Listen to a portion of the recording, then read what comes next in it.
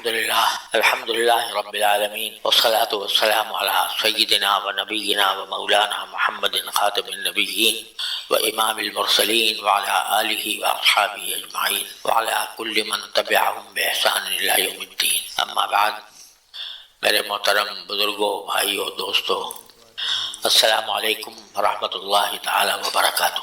اللہ تبارک و تعالی نے ہمیں زندگی کے جو لمحات عطا فرمائے ہیں، ان میں ایک ایک لمحہ بڑا قیمتی ہے. ہم سب جانتے اور مانتے ہیں کہ کچھ پتہ نہیں ہے کہ کس وقت ہمارا وقت آخر آ جائے اور ہمیں اللہ تبارک و تعالیٰ کے بارگاہ میں حاضر ہونا پڑے. کسی کو پتہ نہیں. بیٹھے بیٹھے آدمی چل دیتا ہے، سوتے سوتے چل دیتا ہے، حادثات پیش آتے رہتے ہیں. کسی وقت بھی انسان دنیا سے رخصت ہو سکتا ہے. لہذا اللہ تعالیٰ نے یہ دنیا آخرت کے لیے کھیتی بنائی ہے. الدنیا مزرعۃ الآخرہ. دنیا جو ہے یہ آخرت کی کھیتی ہے. جیسے ہم کھیتی میں کوئی بیج ڈالتے ہیں، کوئی چیز بوتے ہیں، تو اس بیج کا نتیجہ پھر پیداوار کی شکل میں نمودار ہوتا ہے. کوئی ترکاریاں پیدا ہوتی ہیں، پھل پیدا ہوتے ہیں، گندم، دانہ، اناج پیدا ہوتا ہے. تو دنیا کو اللہ تبارک و تعالیٰ نے آخرت کے لیے کھیتی بنایا ہے. یعنی اس دنیا میں آدمی کو رہنے کے لیے وہ کام کرنے چاہیے کہ جو اس کے لیے آخرت میں فائدہ مند ہوں. یعنی اللہ تبارک و تعالیٰ کے احکام کی اطاعت کرتے ہوئے اپنی زندگی گزارنی چاہیے. اس میں اللہ تبارک و تعالیٰ نے ہمیں جو احکام عطا فرمائے ہیں وہ صرف عبادات ہی کے نہیں ہیں کہ بھئی نماز، روزہ اور حج، زکوٰۃ، بلکہ اس میں ہماری بہتری کے لیے معاشرتی احکام بھی ہیں، اخلاقی احکام بھی ہیں، اور اس ایمان کی حفاظت کے لیے اور آخرت کی تیاری کے لیے سب سے اہم کام یہ ہے کہ انسان گناہوں سے بچے. گناہوں سے بچنا یہ ضروری ہے آخرت کی کامیابی کے لیے. اگر کوئی شخص فرض کرو ساری زندگی کوئی نفلی نماز نہ پڑھے، کوئی نفلی صدقہ نہ دے، کوئی نفلی مستحب ذکر نہ کرے مثلا، لیکن ساری زندگی بغیر گناہ کی گزاری ہو، سیدھا جنت میں جائے گا انشاءاللہ. تو گناہ ایسی چیز ہے جو سب سے بڑی رکاوٹ ہے جنت میں جانے کے لیے. اگر نفلی عبادتیں نہیں کی، فرائض واجبات پر اتباع کیا اور گناہ کوئی نہیں کیا، تو انشاءاللہ جنت میں جائے گا اللہ کے رحمت سے. لیکن گناہ ہے جو عبادتوں کو بھی بعض اوقات عبادتوں کا فائدہ بھی ان کی وجہ سے رک جاتا ہے. لہذا ہر انسان کو اس بات کی فکر چاہیے کہ مجھ سے کوئی گناہ سرزد نہ ہو. قرآن نے فرمایا وَذَرُوا ظَاهِرَ الْإِثْمِ وَبَاطِنَهُ، کہ ظاہری گناہوں کو بھی چھوڑو اور باطن کے گناہوں کو بھی چھوڑو. کسی وقت انشاءاللہ اس کی تفصیل بیان کروں گا. لیکن عام طور سے جو گناہ آج کل خاص طور پر ہوتے ہیں وہ زیادہ تر گناہ ہوتے ہیں آنکھ کے اور کان کے اور زبان کے. یہ تین اللہ تعالیٰ نے جو ہمیں مشینیں دی ہیں، آنکھیں دیکھنے کے لیے، کان سننے کے لیے اور زبان بات کرنے کے لیے، یہ اللہ تعالیٰ کی سرکاری مشینیں ہیں جو ہمیں اللہ تبارک و تعالیٰ نے اپنے فضل و کرم سے عطا فرما دی ہیں. اور آپ تصور کیجئے کہ کتنی بڑی نعمت ہے. آنکھ کتنی بڑی نعمت ہے. اس آنکھ کا ایسا نظام اللہ تبارک و تعالیٰ نے بنایا ہے کہ بچپن سے یہ مشین کام کر رہی ہے. اور کس طرح کر رہی ہے؟ اتنی نازک ہے کہ ذرا سا بھی کوئی حملہ اس کے اوپر ہو جائے، حملہ تو درکنار، ذرا سی بھی اگر کوئی چیز اس کو آ کر لگ جائے تو آدمی بے چین ہو جاتا ہے. اور اس میں کتنے اللہ نے شاخیں رکھی ہیں آنکھ کے اندر کہ مجھے ایک آنکھ کے اسپیشلسٹ ڈاکٹر کہہ رہے تھے کہ آنکھ کے صرف آنکھ کے سات میں 11 مختلف اسپیشلائزیشنز ہیں. یعنی ایک تو ہوتا ہے نا آنکھ کا اسپیشلسٹ ہے کوئی، وہ آنکھ کا علاج کرتا ہے، آنکھ کا. لیکن آنکھ کے اندر خود کوئی کرنیا کا اسپیشلسٹ ہے، کوئی پردے کا اسپیشلسٹ ہے، کوئی کسی چیز کا ہے. 11 قسم کے اختصاص پائے، اسپیشلائزیشن پائے جاتے ہیں اس آنکھ کے لیے، اس کے علاج کے لیے. یہ اللہ تبارک و تعالیٰ نے یہ عجیب قسم کی کائنات دے دی ہے انسان کو. پوری کائنات ہے یہ. اور اگر کسی وقت یہ خراب ہونے لگے تو انسان بے چین بھی ہو جاتا ہے، اور اگر خدا نہ کرے اس کے اندر بینائی میں کمی آ گئی تو ہزاروں لاکھوں روپے خرچ کرنے کو تیار ہو جاتا ہے کہ کسی طرح میری یہ تکلیف دور ہو جائے. اتنی بڑی نعمت اللہ نے مفت دے رکھی ہے اور اس سے ہم فائدہ اٹھاتے ہیں. اس آنکھ کو اگر انسان استعمال کرے صحیح طریقے سے تو اس سے ثواب بھی ملتا ہے. مثلا صحیح طریقے سے استعمال کرنے کا مطلب یہ ہے کہ جیسے اپنے والدین کو محبت کی نگاہ سے دیکھے آدمی، والدین کو پیار سے دیکھے، تو صرف ایک باپ کو یا ماں کو محبت کی نگاہ سے دیکھنے پر بعض روایات میں آتا ہے کہ حج اور عمرے کا ثواب ملتا ہے. اس آنکھ سے صحیح کام لیا کہ اپنے والدین کو محبت کی نگاہ سے دیکھا، حج اور عمرے کا ثواب. اسی آنکھ کو ایک شخص اپنی بیوی کو محبت کی نگاہ سے دیکھے تو اس پر بھی اجر و ثواب ہے. بیوی کو اگر محبت سے دیکھتا ہے، پیار سے دیکھتا ہے تو اس پر بھی اجر و ثواب ہے. ایک روایت اگرچہ ضعیف ہے لیکن فضائل میں ضعیف احادیث بھی مقبول ہو جاتی ہیں. یہ حدیث ایک روایت میں آیا ہے کہ جب کوئی شخص اپنے بیوی کو محبت کی نگاہ سے دیکھے اور بیوی شوہر کو محبت کی نگاہ سے دیکھے، اللہ تعالیٰ دونوں کو رحمت کی نگاہ سے دیکھتا ہے. تو یہ بظاہر آدمی بیوی کو جو دیکھتا ہے وہ اپنے محبت کی وجہ سے دیکھتا ہے، اپنے خواہش کی وجہ سے دیکھتا ہے، لیکن اللہ تعالیٰ اس پر جو ثواب عطا فرما رہے ہیں. یہ اتنا بڑا ثواب مل رہا ہے، گھڑی گھڑی ثواب مل رہا ہے. والدین کو دیکھتے جاؤ اور ثواب لوٹتے جاؤ، بیوی کو محبت سے دیکھتے جاؤ، ثواب ملتے جائے، ثواب لیتے جاؤ. کسی بزرگ کو اس لیے کہ وہ اللہ کا محبوب بندہ ہے، اس نظر سے اس کی زیارت کرنا یہ ثواب ہے. کسی آدمی کی، کسی اللہ والے کی زیارت کے لیے جانا، دیکھنے کا، میں اس کا چہرہ دیکھ لوں، تو اس چہرہ دیکھنے کی وجہ کیا ہے؟ اس لیے کہ یہ اللہ کا برگزیدہ بندہ ہے، میں اس کو دیکھنے کے لیے اس لیے جا رہا ہوں. تو وہ سفر بھی عبادت اور جا کر اس بزرگ کو دیکھنا بھی عبادت. کیوں؟ اس لیے کہ تم اس لیے دیکھ رہے ہو کہ یہ اللہ کا بندہ ہے اور اللہ کی محبت کی وجہ سے اس کو دیکھ رہے ہو، لہذا اس سے ثواب ملے گا.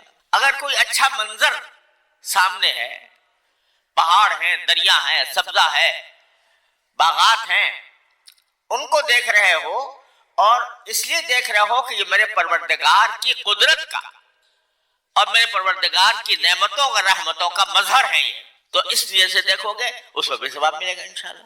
اور یہی آنکھ تم قرآن کریم پڑھنے میں استعمال کرو گے، اس پر ثواب ملے گا.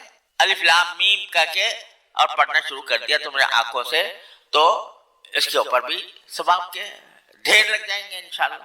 اور کوئی ایسی کتاب کا مطالعہ کرتے ہو اس آنکھ سے جو تمہاری رہنمائی کرے، جو تمہیں صحیح سبق دے، زندگی گزارنے کا طریقہ سکھائے، اس نیت سے کر رہے ہو کہ یہ میں اس کو پڑھوں گا تو اس پر عمل کروں گا، اس پر ثواب مل رہا ہے. اگر کوئی آدمی اپنی حلال رزق حاصل کرنے کے لیے کوئی کتاب پڑھتا ہے کہ جس سے پتہ چلے کہ میں فلاں پیشہ اختیار کرنا چاہتا ہوں، اس پیشے کے طریقے کیا ہوتے ہیں، اس نیت یہ اگر کرو گے کہ میں رزق حلال اس کے ذریعے حاصل کروں گا، انشاءاللہ اس پر بھی ثواب ملے گا. تو یہ سرکاری مشین ہے کہ جس کے اوپر اللہ تعالیٰ نے طرح طرح سے ثواب کے وعدے کیے ہوئے ہیں. اور کچھ نہیں تو اگر ثواب بھی نہ ملے تو کم از کم اپنے جو چیز دیکھنا چاہتے ہو اس دیکھنے کی چیز کے لیے اللہ تبارک و تعالیٰ نے یہ مشین عطا فرما رکھی ہے. یہ اتنی بڑی نعمت اللہ نے عطا فرمائی ہے، اور ساتھ ہی بس یہ کہہ دیا کہ چند چیزوں سے پرہیز کرنا. چند چیزیں ایسی ہیں کہ جن میں اس کو استعمال نہ کرنا، وہ استعمال کرو گے تو گناہ ہوگا، اور اس کا آنکھ کا غلط استعمال ہوگا. اللہ نے دی ہے تو پھر اللہ کے حکم کے مطابق ہی اس کو استعمال بھی کرنا ہے. اگر اس کے حکم کے خلاف استعمال کرو گے تو یہ اللہ بچائے تمہیں کسی گمراہی کے گڑھے میں لے جا کر ڈال دے گی. مثلا کیا ہے کہ یہ فرمایا کہ اس نگاہ کو کسی غیر محرم اس نگاہ سے کسی غیر محرم کو لذت حاصل کرنے کے لیے دیکھنا منع ہے تمہیں. کوئی غیر محرم چاہے وہ عورت ہو، زندہ عورت ہو، یا اس کی تصویر ہو، یا اس کو لذت لینے کی نظر سے دیکھنا، یہ ہے منع.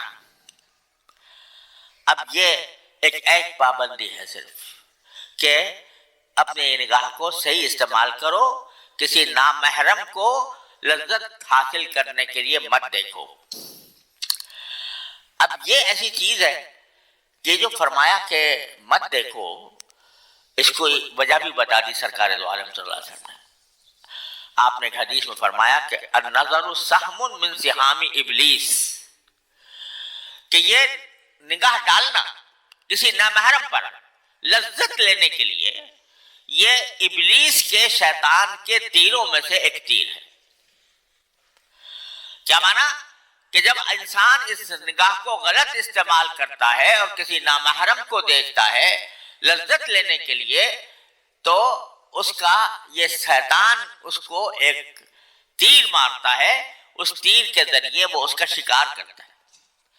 شکار کرنے کا مطلب یہ ہے کہ پھر وہ نظر کی حد تک محدود نہیں رہے گی، اس سے آگے چلی جائے گی اور آگے بڑھ جائے گی. کچھ پتا نہیں ہے کہ خدا نہ کرے انسان کو وہ فحاشی میں، عریانی میں، زناکاری میں مبتلا کر دے.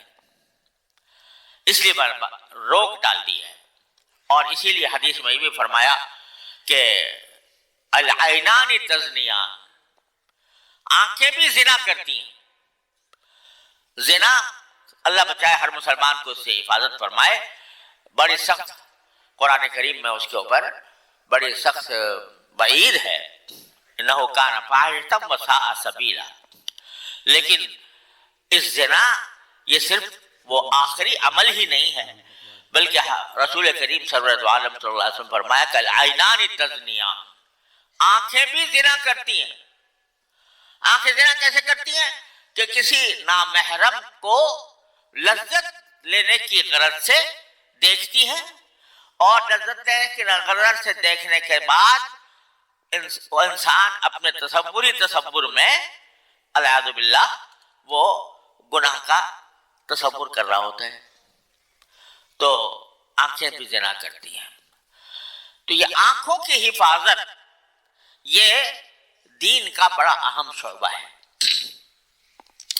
اور افسوس ہے کہ آج کل کے معاشرے کے اندر اس کا غلط استعمال اس قدر عام ہو گیا ہے، اس قدر پھیل گیا ہے کہ جس کی کوئی انتہا نہیں. پہلے یہ ہوتا تھا خواتین عام طور سے باپردہ ہوتی تھیں، اور باپردہ ہونے کی وجہ سے خود ان میں بھی شرم و حیا ہوتی تھی، مردوں میں بھی ہوتی تھی، اور مخلوط اجتماعات کا بھی رواج نہیں تھا کہ مرد اور عورت اکٹھے ایک تقریب میں جمع ہیں، تو اس کا بھی رواج نہیں تھا. نتیجہ یہ کہ نظر کی حفاظت ہو جاتی تھی. اب ایک تو فتنہ مغرب کے افکار کے ماتحت یہ پیدا ہوا کہ مسلمان معاشروں میں مخلوط اجتماعات ہونے لگے، مخلوط تقریبات ہونے لگی. شادی بیاہ ہو رہا ہے اور اس میں مرد عورت دونوں بالکل اس طرح بے محابہ ایک ساتھ جمع ہیں، اور خواتین خوب زیب و زینت کر کے، سنگھار کر کے، اچھے کپڑے پہن کر، اپنے آپ کو دیدہ زیب بنا کر وہ تقریبات میں شامل ہو رہی ہیں، اور ان کی مووی بھی بن رہی ہے، اور لوگ بھی ان کو دیکھ رہے ہیں، تو نگاہ کو گناہ کے طرف دعوت دینے کا سامان پیدا کر دیا گیا۔ ایک تو یہ مسئلہ۔ دوسرے، عورت جو اس کا اصل مقام تھا اس سے نکل کر سڑکوں پہ آ گئی، دفتروں میں آ گئی، ہر جگہ پہنچ گئی، اس لیے اس کے اندر نگاہ کے غلط استعمال کے امکانات بڑھ گئے۔ پھر اب تو یہ موبائل، جو آج کل موبائل ہر چھوٹے بڑے آدمی کے پاس موجود ہے، وہ ایسا ہے کہ یہ پہلے کبھی کسی شخص کو کوئی فحش قسم کی تصویریں دیکھنی ہوتی یا فلم دیکھنی ہوتی تو اس کو سینما میں جا کر دیکھا کرتا تھا، سینما میں۔ لیکن سینما میں ایک اچھا نمازی آدمی جا کے سینما کی لائن میں لگے تو اس کو خود شرم آتی تھی کہ میں جا کے میں سینما کے اندر کیسے لائن میں لگوں اور کس طرح میں سینما میں داخل ہوں، لوگ دیکھیں گے تو کیا کہیں گے۔ اب تو کوئی مسئلہ ہی نہیں ہے، سینما جیب میں پڑا ہوا ہے، اور اس جیب میں پڑے ہونے کی وجہ سے جب چاہے جو چاہے دیکھ لے۔ یہ ایک ایسا عذاب ہم پر مسلط ہوا ہے کہ جب چاہے جو چاہے دیکھ لے۔ فحاشی، اوریانی کے بدترین مناظر، فلمیں، یہ سب تمہاری جیب کے اندر پڑی ہوئی ہیں۔ اس لیے میں کہہ رہا ہوں کہ یہ ایک ایسا فتنہ ہے کہ اس سے اگر اپنے آپ کو آدمی نہ بچائے تو اللہ بچائے اس نگاہ، جس کو رسول کریم صلی اللہ علیہ وسلم فرمایا تھا کہ اس سے نگاہیں بھی زنا کرتی ہیں، اور جس کے بارے میں فرمایا تھا کہ ابلیس کے تیروں میں سے ایک تیر ہے، وہ تیر لگ گیا ہے ہمارے معاشرے پر آ کر، اور وہ اس طرح لگ گیا ہے کہ آدمی چاہے نہ چاہے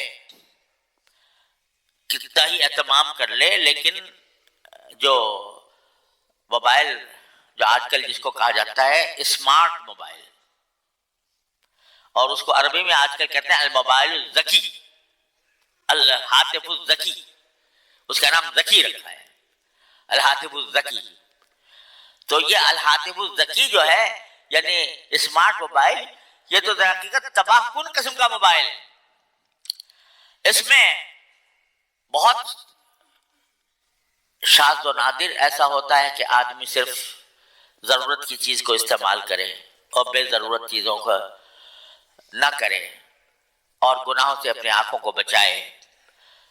یہ بہت ہی مشکل کام ہے، بہت ہی کوئی اللہ تعالیٰ کا نیک بندہ ہو تو وہ اس سے محفوظ رہ سکتا ہے، اور عام ہو چکا ہے بچے کے ہاتھ میں، بچے کے ہاتھ میں، اور بچپن کے اندر، یہ بچپن کے اندر سے ہی اس کو اس قسم کے مناظر نظر آتے ہیں۔ تو بھائیوں، میری گزارش یہ ہے کہ آنکھ کی حفاظت یہ دین کا ایک بہت عظیم شعبہ ہے، اور اپنے آپ کو اس سے بچانا اور آنکھ کو گناہ سے بچا کر ثواب کی طرف لے جانا، اس میں موبائل کے اندر بعض اوقات کوئی اچھی چیزیں بھی آتی ہیں، آدمی اس حد تک اکتفا کر لے، جس کے پاس موبائل ہے وہ اس حد تک اکتفا کر لے، اس میں بعض چیزیں اچھی بھی آتی ہیں، بعض لوگوں کی نصیحتیں بھی آتی ہیں، بیانات بھی آتے ہیں، وہ اس حد تک اگر آپ نے محدود رکھ لیا اپنے آپ کو تو انشاءاللہ نگاہ کی حفاظت ہو گئی۔